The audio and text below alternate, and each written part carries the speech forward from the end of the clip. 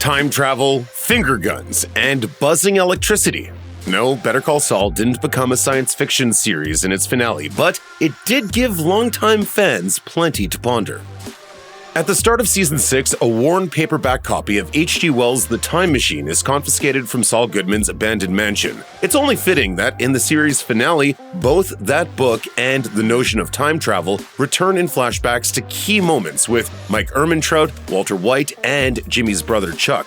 While on their desert trek with Lalo's money from Season 5's Bagman, Jimmy asks Mike what he would do if he had a time machine. He poses the same question to Walt while they await getting disappeared by Ed, the vacuum cleaner repairman, during the events of the Breaking Bad episode Granite State. Mike, unsurprisingly, thinks of his doomed son Matty and the first time he ever took a bribe. Walt, however, scoffs at the very idea of time travel, saying, "You are talking about regrets, so if you want to ask about regrets, just ask about regrets." Jimmy gives Mike and Walt shallow answers to his own question. But the real answer seemingly comes in the third flashback as Jimmy stocks groceries for his brother. Jimmy and Chuck's relationship was always contentious, with Jimmy often straining for Chuck's approval and love while not quite getting it. This time, it's Chuck who makes an effort to reach out and Jimmy who refuses it. There's no shame in going back and changing your path. Oh, when have you ever changed your path? He also leaves Chuck alone to read The Time Machine by lantern light. If Jimmy had accepted that small olive branch, who knows how things might have turned out. Wayfarer Airlines Flight 515 is an important part of the Breaking Bad mythology. The plane's fate was a symbol of the way Walter White's actions had terrible, unexpected consequences. His decision to let Jesse's girlfriend, Jane, die leads to her father, an air traffic controller, inadvertently cause a mid-air collision that rains down debris over Albuquerque. Stylistically, the event coined many of the elements that Breaking Bad and Better Call Saul would be known for, with evocative black and white prologues flashing forward to the disaster and a secret message hidden in the episode titles. The Wayfarer disaster was also something that Saul Goodman milked for all it was worth, wearing a memorial ribbon on his lapel for the remainder of Breaking Bad. In the Better Call Saul finale, he's extradited back to New Mexico to stand trial for his many crimes, flying with the U.S. Marshal aboard a Wayfarer flight. Later, he enters the courtroom resplendent in a shiny Saul Goodman suit, complete with a Wayfarer ribbon pinned to the lapel.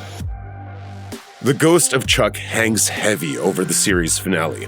Saul's final courtroom performance has two major callbacks to his late brother. The most explicit comes as Saul torpedoes his plea deal by admitting that he was not Walter White's unwitting victim but a willing participant in his criminal empire. That night I saw opportunity. I shot at big money.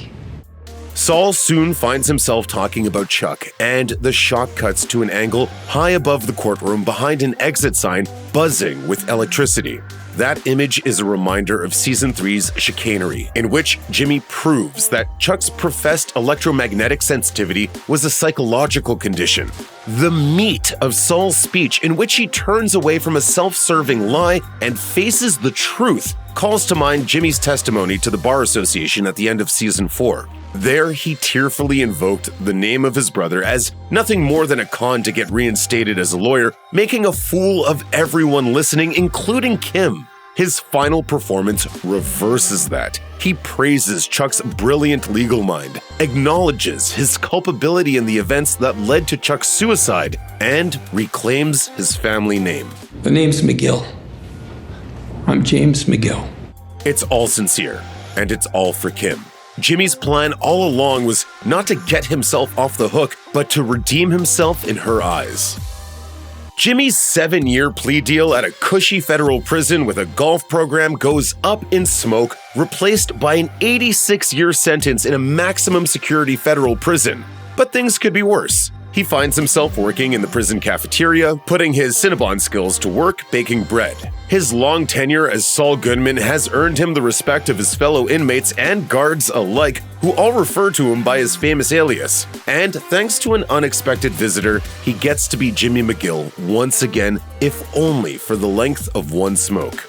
Kim shows up, posing as his lawyer thanks to her New Mexico Bar Association ID, which never expired. The two of them share a cigarette in near silence, just like they did in their very first scene together. As Kim leaves, likely for the last time, Jimmy watches from the prison yard and gives her the same finger guns that ended season 4 and introduced the legal world to Saul Goodman. The same finger guns Kim gave at the end of season 5 as she devised a plan to ruin Howard Hamlin. But while both of those gestures signified the start of something, this one is a goodbye.